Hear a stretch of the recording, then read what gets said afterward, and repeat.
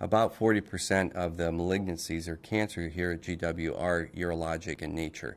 So the urologic oncology program is quite robust. When I left the military and came downtown and started working here, GW was the only medical facility that was really willing to support the laparoscopic program.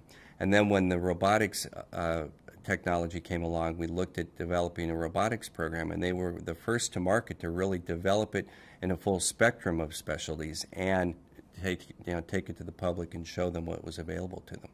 Prostate cancer is our largest percentage of patients that we care for here at GW.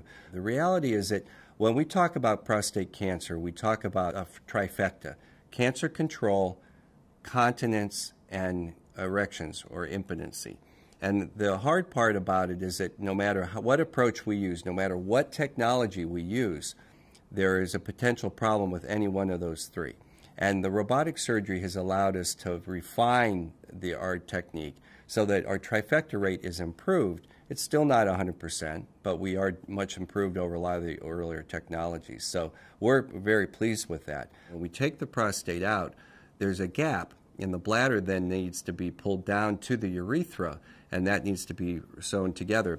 Ideally, you want that to be watertight. When we're performing open surgery, we are very rarely able to achieve true watertight seals to that area.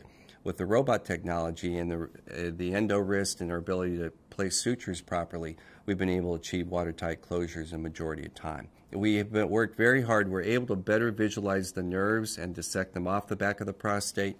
We thought initially that the erections would be markedly better because of that.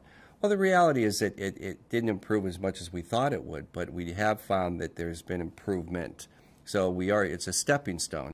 So I'll have patients come back for follow-up and say, I had such a nice experience, I'd like to share that, so that I of course take down their name and number, and when patients want to know about how they've done, I'd gladly let them call these individuals.